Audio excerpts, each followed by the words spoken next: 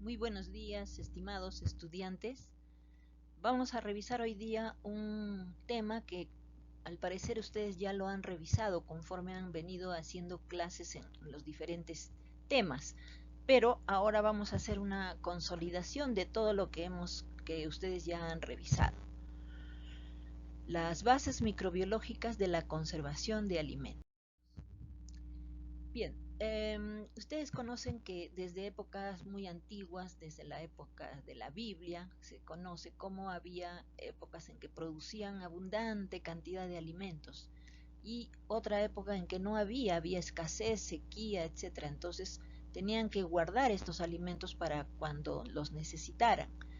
Entonces tenían en forma, digamos, empírica los pobladores de los diferentes lugares, los egipcios, digamos, los europeos, e incluso nuestros antiguos peruanos, los incas, tenían formas de guardar sus alimentos y también tenían los conceptos de que tenían la posibilidad de alterarse o contaminarse y malograrse. Entonces usaban algunos métodos para conservar estos alimentos y controlar que estos no se contaminen y no se malogren para que, digamos, después ya no sirvan. Entonces también tenemos que revisar qué es la aptitud para el consumo de un alimento. O sea, un alimento se considera que es apto para el consumo cuando una persona de buen criterio y sabiendo la forma como ha sido preparado, es capaz de comerlo o ingerirlo. Y la no aptitud, o sea, o que no esté apto para el consumo, es que la misma persona no lo considere que pueda ser para consumir ese alimento. Estas definiciones las da estos dos autores, Tom y Hunt. Pero a pesar de los, digamos, de esto, cómo considerar un alimento apto, hay algunos criterios para definir la aptitud de los alimentos. Esto depende de muchos factores, ¿no? De costumbres, de gustos. Por ejemplo, ¿qué puede ser una persona, un indigente que está en la calle, vive solo, no tiene quien lo atienda y ustedes le ofrecen una comida del día anterior? Entonces, para él va a estar excelente, o sea, él no va a ver que es de ayer, ni que se lo han dado en una bolsa, ni nada. Entonces puede consumirlo. Entonces, esto es parte del criterio de la persona que lo va a consumir. Otra también depende de las costumbres. Por ejemplo, en algunos lugares tienen digamos, en los esquimales, por ejemplo, lo que hacen después de que pescan, los entierran, digamos, entierran en la nieve el pescado y parte de esto se descompone, pero ellos lo consumen y no tienen ningún problema porque ya están acostumbrados. Entonces tenemos que ver varios factores que puedan, digamos, influir para poder considerar un alimento si está apto o no. Muy bien. Entonces vamos a revisar las bases microbiológicas de la conservación de alimentos, los principios de la conservación de alimentos y los principales métodos para la conservación de alimentos. Estos son los tres temas que vamos a revisar hoy día. Como les decía entonces, en relación a las bases microbiológicas para la conservación de alimentos. A pesar de las diferencias entre las personas que juzgan un alimento, todas ellas van a concordar en algunos criterios. Por ejemplo, la madurez. O sea, digamos, creo que todos somos conscientes de cuando vamos a comer una verdura o una fruta, tenemos que ver que ésta esté en estado de madurez adecuado, porque si yo voy a ingerir un plátano que está verde, primero que no lo voy a poder pelar y cuando lo quiera comer va a estar amargo, áspero. Igual las verduras y los animales, las aves, los cerdos, los terneros. Por ejemplo, no sé si alguien es capaz de comerse un pollo a la brasa de un pollito bebé.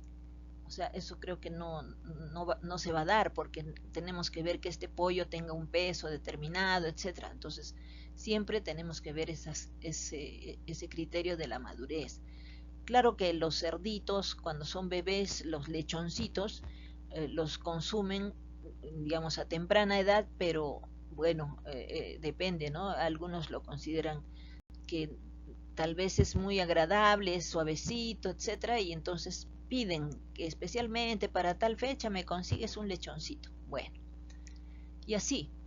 Otro de los criterios que tenemos que considerar es la ausencia de contaminación en la producción o manipulación de los alimentos. Por ejemplo, en el momento del riego, si nosotros usamos agua limpia o agua por lo menos que no esté contaminada, no sea de un lugar de los colectores o que haya sido contaminado el río, y entonces podemos considerar que es un agua de riego, que no lleva mayor contaminación.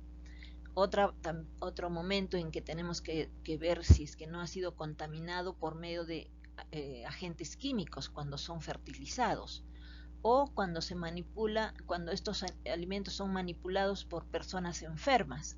Entonces, estas pueden ser las, los vehículos, o sea, la forma como llegue la contaminación al alimento. El utillaje contaminado, o sea, los utensilios que están sucios. ¿Cuántas veces hemos visto que han hecho reportajes donde han hecho batidas, digamos que nosotros le llamamos, en los restaurantes, en los chifas, y han encontrado todos los utensilios sucios que están caminando las ratas, etcétera, ¿no? O sea, presencia de roedores o insectos. Entonces, esto también es un criterio. No debe haber ausencia de contaminación en la producción o manipulación de estos alimentos. Por otro lado, ausencia de cambios por ataque microbiano o acción enzimática propia. O sea, los microorganismos pueden empezar a desarrollar en los alimentos y pueden alterarlo, y también por el tiempo van a, van a poder alterarse por sus enzimas, o sea, las enzimas que poseen van a alterar esto.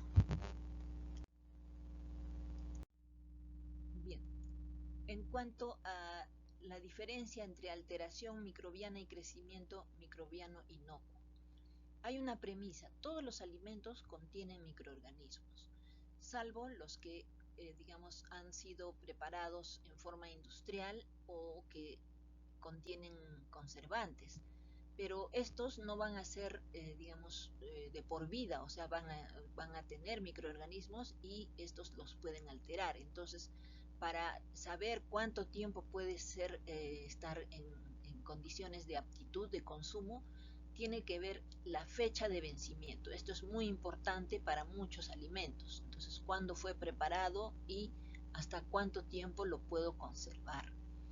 Algunos alimentos podría ser que no tengan microorganismos. Los únicos que van a ser que estar exentos van a ser los que son esterilizados, por ejemplo las conservas. Eso sí es posible que no tengan microorganismos, pero esta premisa sí se cumple, ¿ya? Todos los alimentos contienen microorganismos en mayor o menor grado, pero es importante que lo tengamos en cuenta.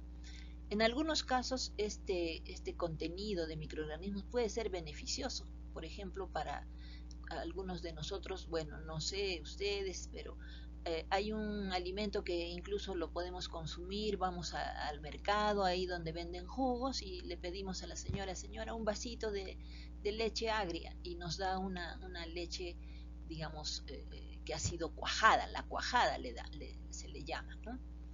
Y aquí es más o menos como que fuera algo así como un yogur o algo parecido, pero en otros casos va a ser perjudicial, o sea, se altera, se corta la leche y prácticamente ya está en descomposición y no va a ser útil esta presencia de microorganismos. Estos cambios que realizan estos microorganismos se van a dar en todos los componentes de los alimentos, o sea, los carbohidratos, grasas, proteínas. O sea, hay bacterias sacarolíticas, o sea, actúan sobre los carbohidratos. Otros son lipolíticos, otros son proteinolíticos, o sea, tienen sus afinidades y entonces van a poder alterar. Ustedes han visto digamos, el agriamiento cuando se alteran los carbohidratos, o cuando el ranciamiento, cuando las grasas también se alteran, y las proteínas en el caso de las carnes, por ejemplo. Entonces, vamos a ver que tenemos que ver varios momentos, ¿no? ¿Cómo vamos a hacer la prevención o el retraso de la descomposición de estos alimentos por bacterias. También vamos a ver la prevención o el retraso de la autodescomposición, como les dije, por su acción enzimática, y la prevención de las alteraciones ocasionadas por algunas causas mecánicas, por digamos el transporte, el envase que usamos, si hay presencia de insectos o de animales superiores, roedores, etc. Entonces, para la prevención o retraso de la descomposición por bacterias, lo que tenemos que hacer es mantener los alimentos sin gérmenes. Esto es la asepsia. Tenemos que trabajar en condiciones de asepsia. Sin sepsis, infección. ¿Se acuerdan que eso vieron en el principio del control de los microorganismos? Pero acá es tratar de evitar que los microorganismos estén en los alimentos. También podemos eliminar los que ya existen. Podemos usar desinfectantes, antisépticos o conservadores para evitar la proliferación de estos microorganismos, obstaculizando su crecimiento o actividad.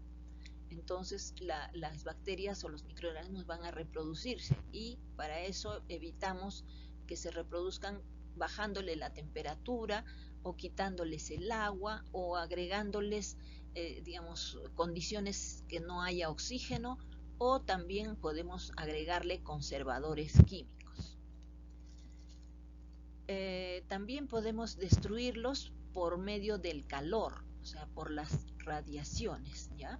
Entonces vamos a usar estos diferentes tipos de formas de prevenir el retraso por la descomposición. Ahora, vamos a ver también se puede prevenir o retrasar la autodescomposición de estos alimentos. ¿Cómo así?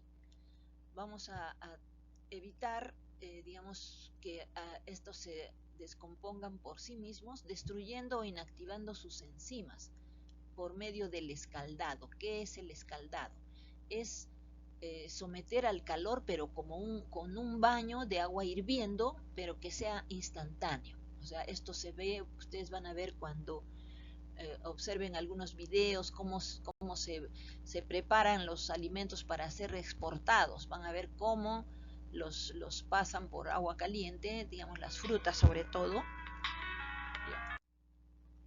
previniendo o retrasando reacciones puramente químicas. Por ejemplo, evitar la oxidación con uso de antioxidantes. Estos antioxidantes se usan mucho en los alimentos para conservarlos por mucho tiempo. Por ejemplo, la lecitina. Y en tercer lugar, la prevención de alteraciones ocasionadas por causas mecánicas. En el momento de envasarlos, transportarlos, o sea, a veces se maltratan algunos alimentos, las frutas sobre todo, o hay presencia de insectos o incluso animales superiores que podríamos considerar a los roedores, por ejemplo, ¿no? Como siempre les cuento, antes el mercado San Camilo, los buses transitaban bajando por la calle Perú, y alguna vez uno pasaba y miraba pues de alto y se veía por la ventana las piezas de carne que estaban colgadas ahí en el depósito, y alguna vez me ha tocado ser testigo de ver algunas ratas caminando encima de la carne, comiéndola, por supuesto, ¿no? Pero bueno, eso ya es una historia del pasado, felizmente. Bien, ahora vemos qué procesos de conservación de alimentos existen. Entonces, vamos a utilizar los mismos que fueron revisados en el control de los microorganismos. Vamos a usar métodos físicos y métodos químicos. ¿Ya? Los métodos físicos, que ya ustedes los conocen y que vamos a aplicar ahora a los alimentos. Por ejemplo, la asepsia. La asepsia, que consiste en digamos, tratar de evitar que los microorganismos lleguen a los alimentos. Para eso vamos a envasarlos, vamos a usar digamos, envases de vidrio, frascos o envases de plástico o envases de cartón para algunos de los alimentos. Con esto vamos a evitar que estos alimentos se contaminen y se puedan alterar, ¿no?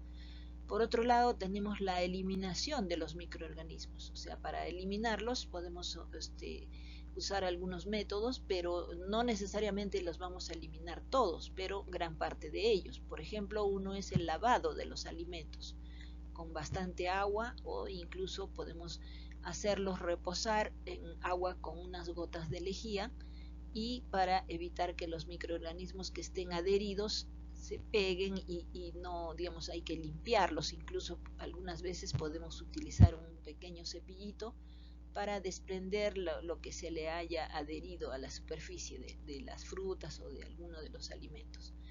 Otra forma de eliminar los microorganismos es por el filtrado. El filtrado para disminuir la cantidad de microorganismos que pueden haber. Por ejemplo, el vino tiene que ser filtrado para poder ser envasado luego. Y una última forma de eliminar los microorganismos, como les digo, no necesariamente se eliminan todo, es el expurgo. El expurgo es que uno tiene un alimento y no lo va a desechar todo, por lo menos puede ser que se haya maltratado un poco de la piel, la cáscara, entonces le puede sacar ese trozo y lo puede guardar y conservar para consumirlo en forma normal. O sea, no necesariamente se elimina todo el alimento, ¿no? Algunas veces también cuando vamos al mercado nos dice nos dice la casera que nos ofrece, por ejemplo, una papaya. Dice: caserita, acá tiene una papaya, y vemos que tiene como unos huecos, y le decimos, pues, pero eso no está bien. No, caserita, ya se lo dejo en tanto. O sea, le disminuyen el precio, pero lo que queda, por lo menos, está bien, ¿no? Entonces, podría aprovecharse un poco esta situación. Otra forma de conservar estos alimentos es manteniendo las condiciones anaerobias. O sea, digamos, cuando se envasan, entonces parte digamos, del espacio que pueda hacer que quede entre el alimento y la tapa, se le quita el oxígeno, ¿no? De alguna forma. Algunas veces se puede utilizar alcohol, se hace que esto se prenda y se consume el oxígeno y se tapa. O de alguna forma el hecho de la fermentación también produce CO2, y esto inhibe a los microorganismos para que desarrollen. Por supuesto que estos también tienen que tener un tiempo de vida, no necesariamente se quedan para siempre, ¿no? Pero las condiciones anaerobias evitan el desarrollo de las esporas, sobre todo.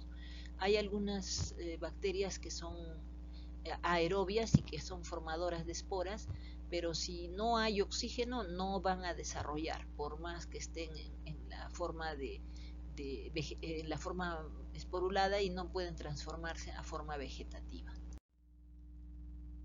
Este mantenimiento de las condiciones anaerobias entonces se hace cuando preparamos los alimentos en los envases, como les digo acá, en las latas o en los frascos.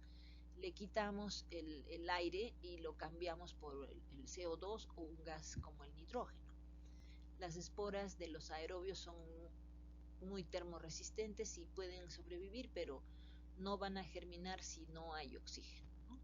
Y el hecho de la producción de CO2 que les decía también va a evitar el desarrollo de microorganismos aerobios, sobre todo. Para esto es bastante frecuente envasar incluso en la casa las mermeladas, cuando hay una época donde hay abundancia, ¿no? De repente es época donde hay bastante membrillo, manzanas o duraznos. Entonces, para no consumirlos todos, preparamos pues las mermeladas, ¿no? Y esas se pueden guardar porque tienen bastante dulce, y entonces ahí se puede combinar algunas formas de conservar estos alimentos que ya vamos a ver. Bien, entonces, ¿qué métodos vamos a utilizar? Los métodos físicos, por ejemplo, el uso de las temperaturas altas. Entonces, ¿qué hace el calor? En este caso, temperatura alta sería el calor. va a actuar coagulando las proteínas de los microorganismos, inactivando también sus enzimas. Y de acuerdo al tipo de tratamiento que vamos a utilizar, vamos a destruir las formas vegetativas o parte de ellas, o las esporas o parte de ellas. Entonces, ya saben que las formas vegetativas son las que recién salen después de que se reproducen. Y las esporas es cuando ya no tienen alimento, ya no hay condiciones para sobrevivir, entonces se transforman en esporas. Entonces dependerá de la clase de microorganismos que vamos a destruir con el calor, y por eso vamos a usar el método que podamos aplicar dependiendo del alimento. No podemos usar cualquier tipo de calor. Vamos a ver entonces, por ejemplo, la pasteurización, ¿no? ¿Qué concepto tenemos? ¿Qué es la pasteurización? Es un tratamiento térmico, ¿no?, que destruye parte de los microorganismos patógenos. O sea, los microorganismos patógenos que están en un alimento se van a destruir sin cambiar o alterar las propiedades del alimento. O sea, no van a perder su capacidad o su contenido de proteínas o de calorías, etc. Entonces, con esto se destruyen los microorganismos, fundamentalmente los patógenos. Entonces, eso es importante. Y las temperaturas que se van a usar van a ser siempre mayores a 60 grados. Entonces, ¿cuál fue la idea ustedes ya saben pues de quién fue el autor de este método, cómo lo descubrió? Entonces, lo que él trataba era de calentar un alimento hasta una temperatura en que puedan morir las formas vegetativas de todos los microorganismos que son los patógenos. Por decir, en la leche o en la carne, ¿qué microorganismos pueden estar contaminando, ¿no? Los estafilococos, la Escherichia coli, el Vibrio cólera.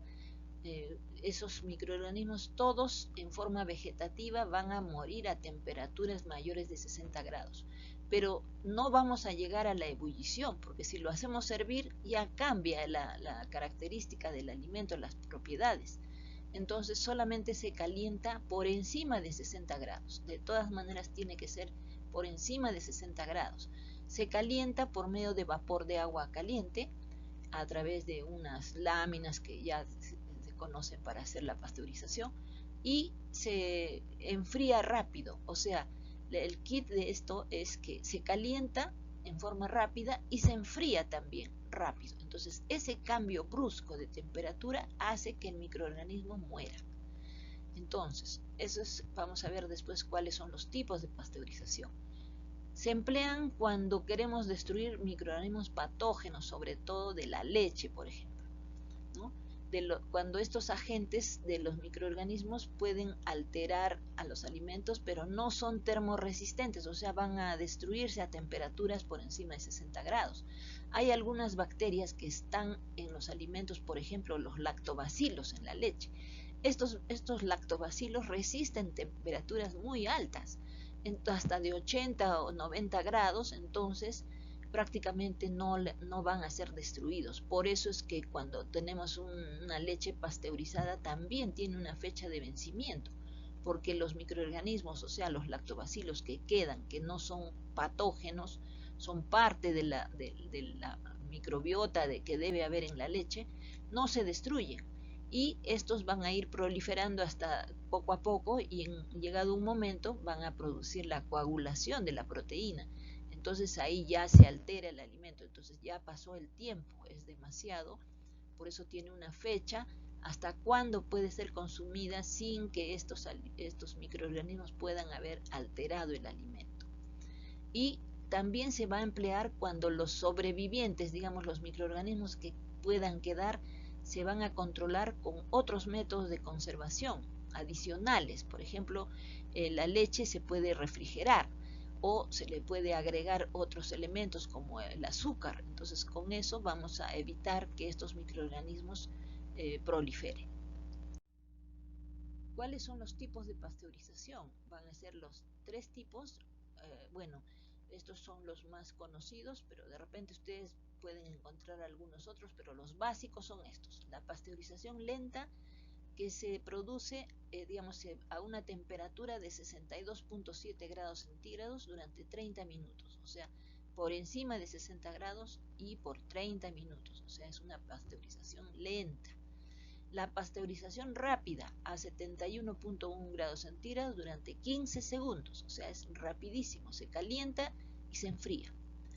La ultrapasteurización, la UHT, ustedes han visto en la leche, ¿no? La UHT, a 138 grados durante 2 segundos. Prácticamente aquí se produce una esterilización, pero sin alteración del alimento. Se van a destruir la mayoría de bacterias, principalmente las patógenas, que eso es lo que nos interesa. ¿Y cuáles son los métodos para complementar la pasteurización? La refrigeración, las condiciones anaerobias que podemos agregar, el agregado del azúcar en alta concentración, por ejemplo, la mermelada, la leche condensada tiene alta concentración de azúcar, entonces en una solución, en este caso hiperosmolar, los microorganismos no desarrollan fácilmente. O adicionándole conservadores, generalmente son conservadores químicos. Entonces estos son los que van a ayudar a complementar la pasteurización. Entonces no es tanto que, bueno, está pasteurizada, definitivamente se han eliminado las bacterias patógenas. Y una de las bacterias más difíciles de eliminar, pero sí se eliminan, en este caso por pasteurización, es el Mycobacterium bovis, el Mycobacterium tuberculosis y la Coxiella burnetii. Entonces, eso van a ver ustedes que a pesar de que son muy difíciles de eliminar, se eliminan por pasteurización. Ahora vamos a ver temperaturas bajas, o sea, podemos usar las temperaturas bajas. En la anterior hablamos de elevar la temperatura para destruir o matar a los microorganismos. Ahora lo que vamos a hacer es disminuir la temperatura, en este caso, para conservar este alimento que nosotros necesitamos que no se descomponga, que no se, si tiene microorganismos no prolifere. Entonces, una de las formas es la refrigeración. En el refrigerador de la casa, ustedes saben cuál es la temperatura que hay.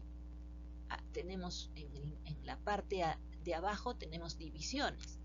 En esas divisiones la temperatura está entre 4 a 8 grados Celsius o centígrados.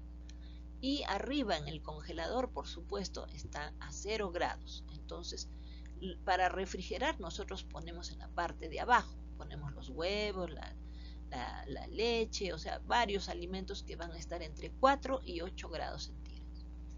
Pero también podemos utilizar la congelación. Entonces, para eso utilizamos dos formas. Hay dos métodos, la congelación rápida y la congelación lenta. Esto generalmente se usa en los barcos que pescan en alta mar. Generalmente los barcos son especiales, se llaman barcos factoría, y se quedan varios días en alta mar.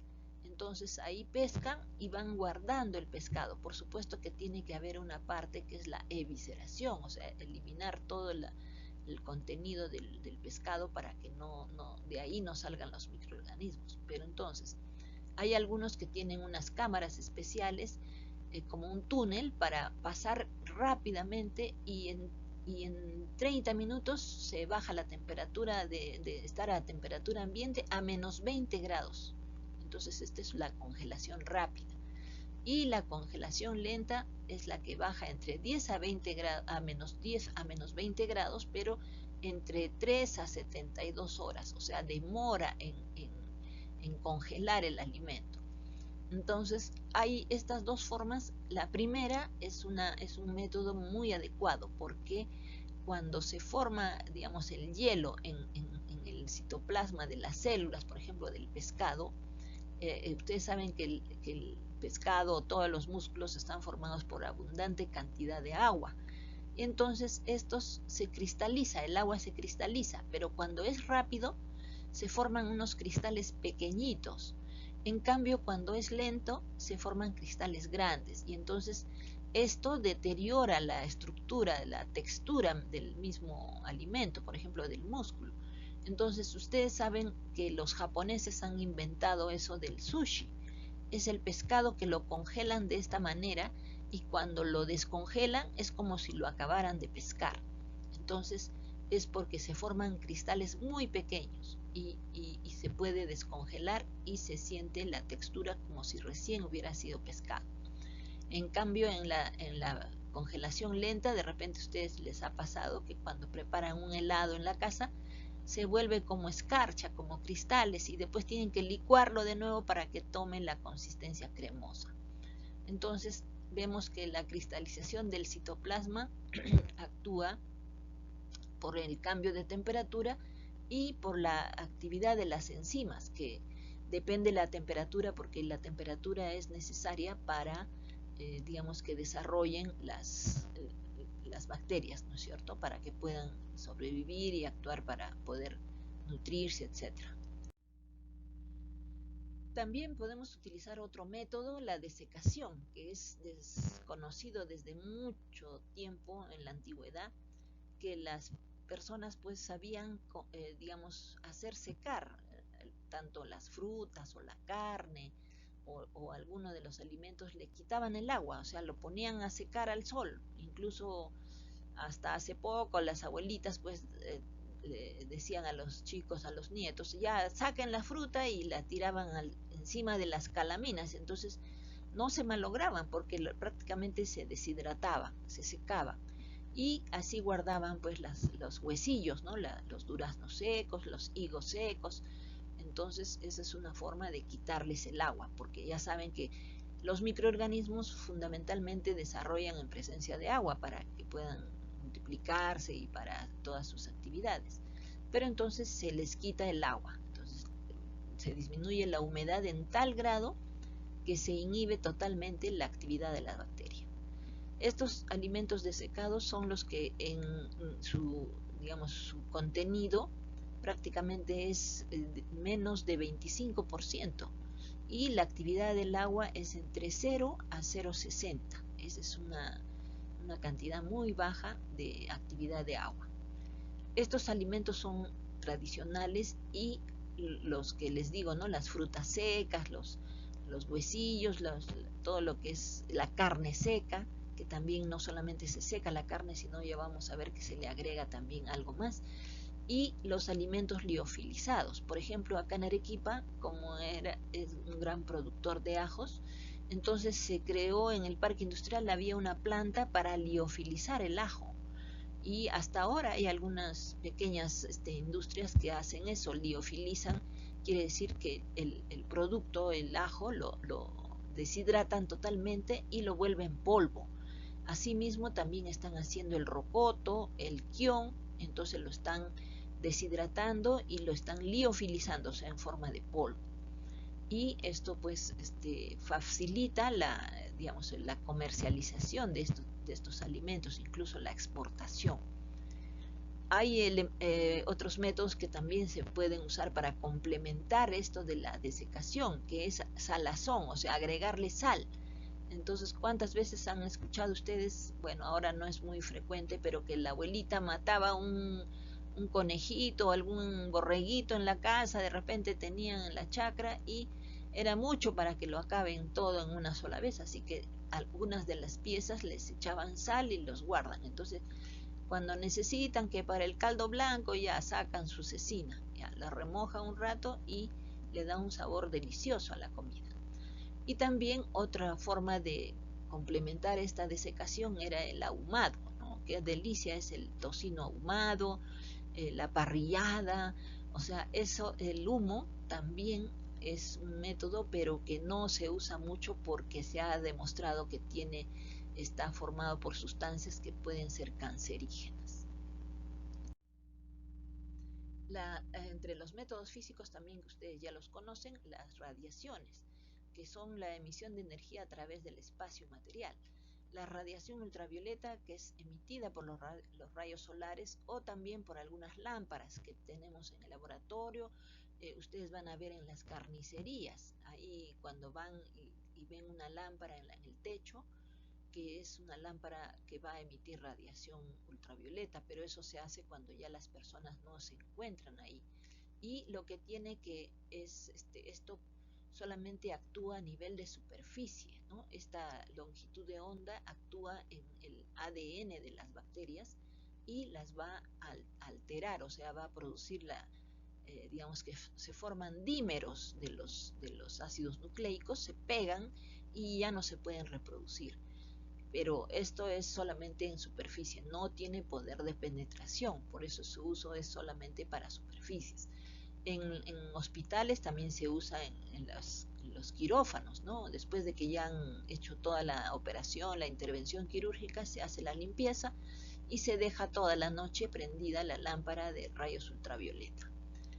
Otra forma de usar la radiación es la radiación gamma, que es el subproducto de la fisión atómica, ¿no? Pero que tiene un alto poder de penetración. Esta radiación gamma es utilizada en algunas industrias, por ejemplo, de la producción abundante de carne en Argentina, que es uno de los primeros productores de carne, utilizan este tipo de método de radiación, o sea, preparan sus cajas, sus bandejas de carne, ya las han fileteado o trozado o preparado de acuerdo a lo que tienen que exportar y lo meten a una cámara donde la radiación atraviesa las paredes de las cajas, todo, y llega al alimento, eliminando los microorganismos. Lo que sí más bien no se ha demostrado que tenga un efecto sobre los consumidores, no tiene mayor efecto. La radiación beta también es otra radiación producida por los rayos catódicos, pero no tienen un poder, o sea, tienen solamente un bajo poder de penetración, o sea, su uso también es limitado.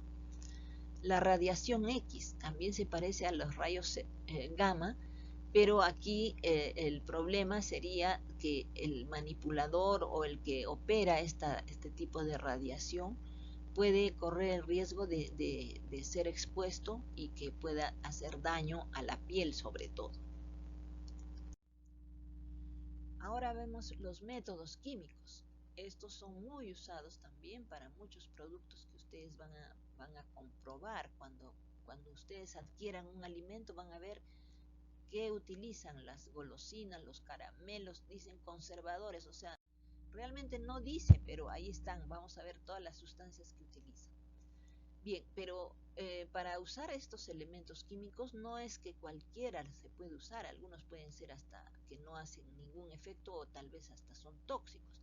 Entonces deben ser algunos nomás, algunos elementos químicos que van a ser usados como conservadores de los alimentos.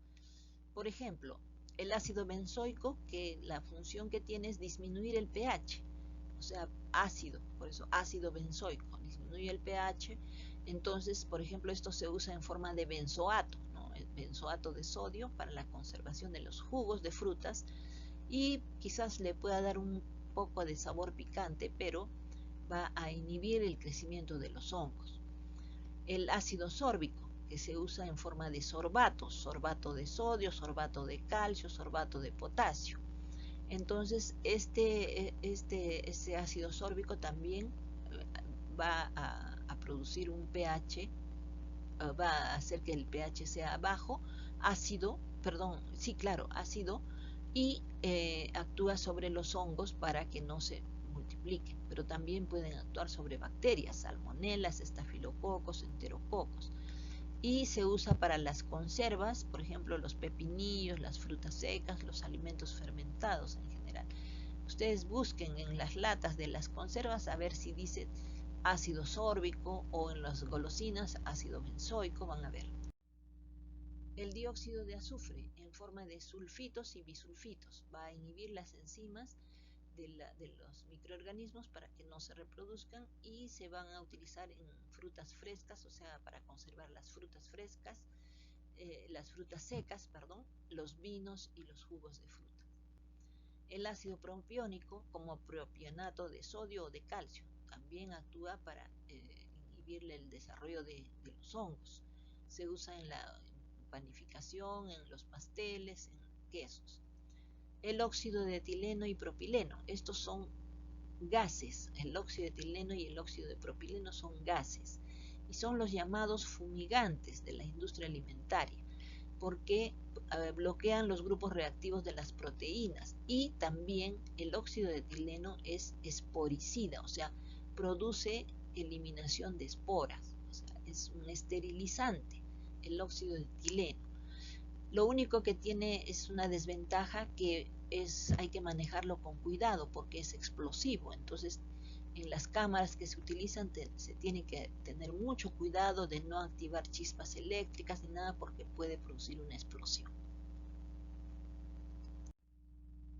También se usan antibióticos. Estos antibióticos se pueden utilizar y tienen que tener la autorización de la Organización de Alimentos, la Asociación de Alimentos de los Estados Unidos. Y también a nivel de Perú, que es la DIGESA la que controla esto y autoriza el uso, ¿no? Generalmente se usa penicilina y tetraciclina. Esto se puede usar en los animales y estos animales pueden contener estos antibióticos. Entonces la presencia de esto puede servir de repente para disminuir la microbiota de los animales para que desarrollen más rápido.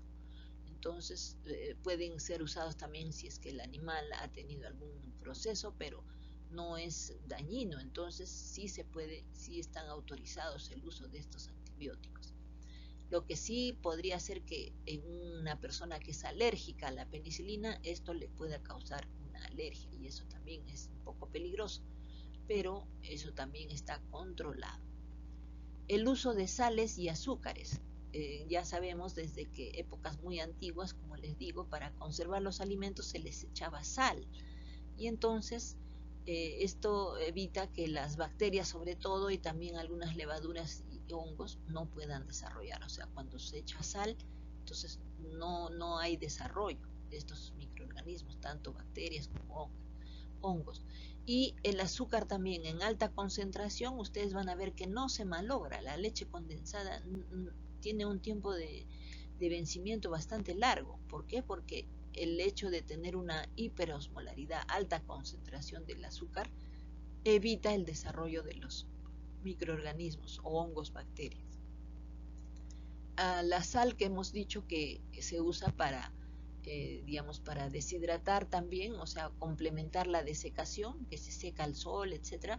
Y para preparar la cecina, el charqui, que es tan rico en nuestro yuquito. El azúcar en concentraciones elevadas, que muchas veces es muy alta, hasta 6 veces más que las de sal, para las frutas, las mermeladas, la leche, el manjar blanco, la leche condensada. Entonces, esos pueden ayudar a evitar la contaminación y la descomposición de los alimentos. Los nitratos y nitritos de sodio y de potasio, eso se usa para el curado de la carne, así le llaman, están curado de carnes, entonces son agentes reductores u oxidantes y van a evitar también el desarrollo de microorganismos. El ácido acético o el ácido láctico, eso también puede ser que se originen en los mismos alimentos y lo que hacen, como es ácido, disminuyen el pH y evitan la proliferación de hongos, sobre todo, de hongos filamentosos. El ácido cítrico, como conservador de golosinas y bebidas no alcohólicas.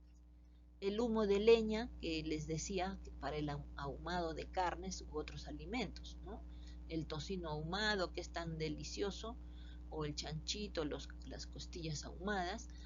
Y lo que pasa es que este compuesto, que es el formaldehído, parte del humo de la leña, es un tanto peligroso porque puede causar cáncer, ¿ya? O sea, es cancerígeno.